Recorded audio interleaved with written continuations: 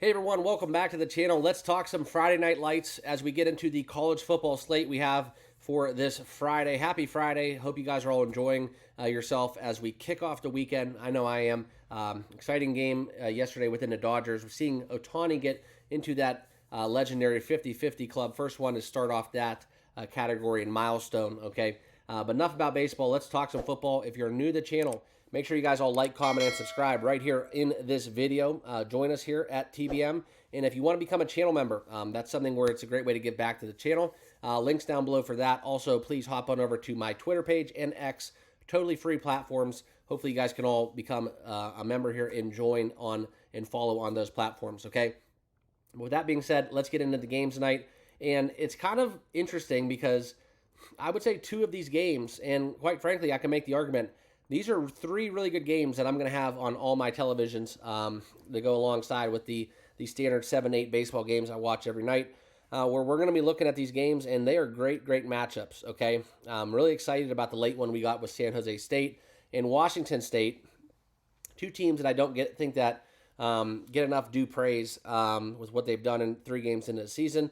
And as always, we get to see an exciting matchup within the Nebraska Cornhuskers and one of the best, I think I would say probably if there was an award for Freshman of the Year, one of my favorite players, I guess, within Nebraska. It's something where, Matt Rule and company, it's something where I really truly believe in that direction of the program. And you look at what is happening, and this is something where that guy is a bad man, okay? So Dylan Raiola for Nebraska, that is a name that definitely I think will get engraved into a Heisman trophy one day, in my humble opinion, okay? But this is where looks the part, plays the part, and he's doing it with some poise as a freshman, way above his years when it comes to some of the stuff that we see from time to time in college football. Definitely like that storyline as we get further into the season. It's going to be exciting to watch him play against Ohio State. I think it's October 28th. I got that game firmly, penciled in Sharpie, okay? But let's get into it. Let's talk about it. Let's talk about the plays that we're going to have. We're going to use Outlier for this. If you guys want to sign up for Outlier, it's a great platform that I use to make all my bets. One of the best resources that I use. So check it out. Links down below. All right. And this is where we're going to see what's going on right now. And I'm going to talk to you guys about this first game that we have. Stanford going against Syracuse. This is something where we look into this game. And guys, this is going to be a great game between the Cardinal and the Orange. And this game is being played in Syracuse. Now, where they play, that stadium can get a little bit tight. It can get a little bit noisy. So that is kind of the storyline. I think that we're seeing Stanford being kind of tasked with defeating the Orange in this spot. But for me, this is a clear bet on Stanford. We're going to be taking Stanford with that 8.5. We've seen this number kind of fall. All right, we saw it open at 10.5. I would love to have 10 points in this game. That's why it really pays to bet early in the week. Get the best closing line value. But for me, this is something where we're going to take the 8.5 still. And I do like the Cardinal here in this spot. We see what the Kyle McCord storyline is coming over to Syracuse. By all accounts, it is what it is. Leaving Ohio State, he's only lost one game as a starter, I believe. So that's I should say 2 games. But anyways, no, 1 game. Yeah, 1 game as a starter. So nonetheless, that's something where we look at Stanford though, and we can talk about kind of their defense, right? We look at the statistics behind this, and one of the things that I use to bet, and one of the metrics I look at is defense and defensive yards allowed per play, as well as a couple other things.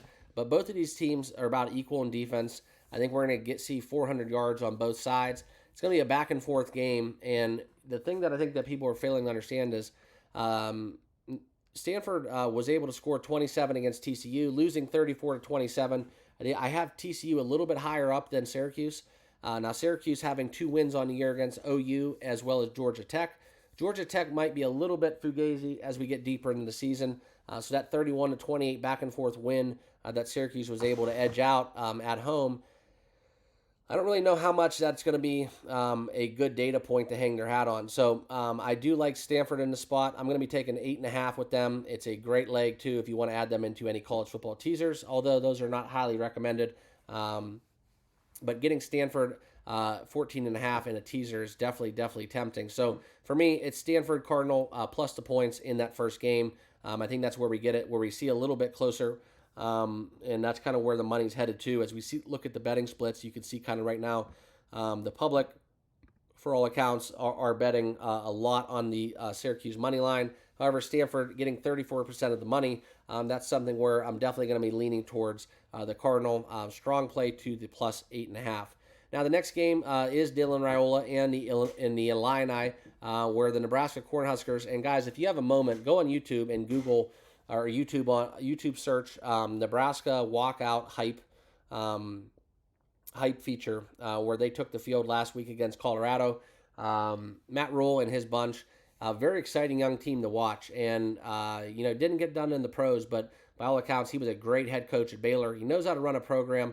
And now we look at this game where we see both of these teams really good record against the spread. Nebraska is 3-0 against the spread, and Illinois is 2-0 in a push. So that's kind of where we lean towards taking this game. But we're going to look at this in terms of the under, okay? This is where I see the potential for both of these teams. Very good defensively. This is where Nebraska, if you look at total defense, they are sitting there at 10th in total defense. Now, I know Raiola is going to be able to be very efficient offensively, but this is where Illinois, conversely, we look at this argument for them, and the Illini, not so shabby themselves, right? They are sitting here at 47th. So I do think Nebraska has the edge in terms of being at home.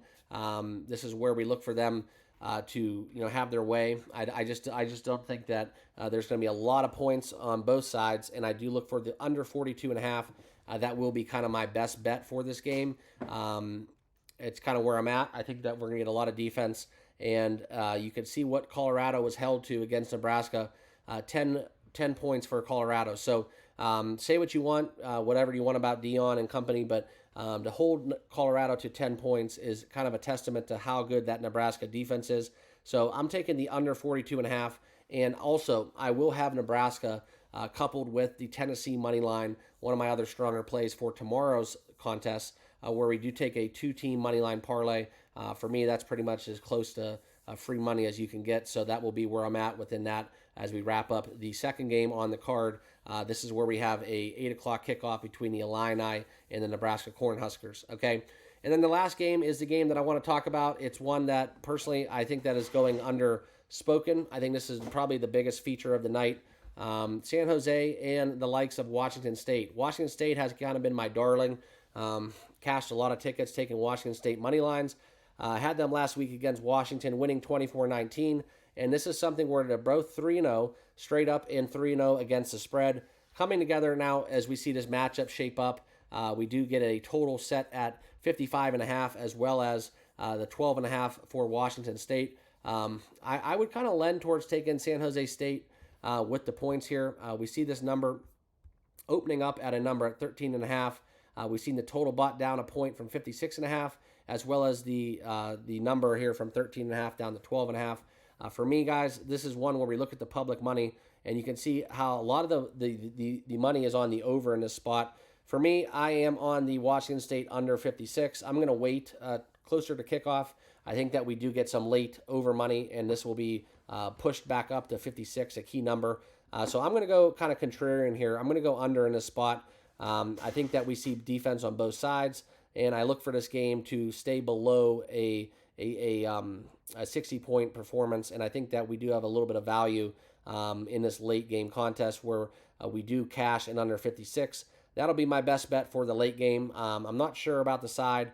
Like I said, I lean towards taking Washington State, but I don't want to bet against San Jose State and what they're able to do, because I truly do believe in kind of their in what they've been able to do thus far throughout the season. They're number 4 total defense right now, only allowing 194.5 yards in their first 3 games. So kind of why I favor the under. I know Washington State's a little bit better of a defense than what they've been playing, They played against Kennesaw State, Air Force, and Sacramento State. So going up in competition in this matchup, but I still think that their defense will be good enough to hold serve. So that's why I'm on the under 56 in the Washington State-San Jose State game. So that'll wrap up my best bets. Appreciate you guys watching. Here is a rundown with my plays that I'll have. So these are my plays in each game for the Friday card, as well as I am going to throw out that bonus play where I take Nebraska and Tennessee in a 2-leg money line parlay, coupled that with tomorrow's game. So appreciate you guys watching. Those are my best bets. Remember to subscribe on your way out if you haven't already done so. Smash that like button. Good luck with your picks, and we'll see you guys tomorrow as we go down the entire slate within college football. And as always, we'll have baseball and the NFL on Sunday. So thanks again for watching, and we'll see you guys in the next video. Cheers.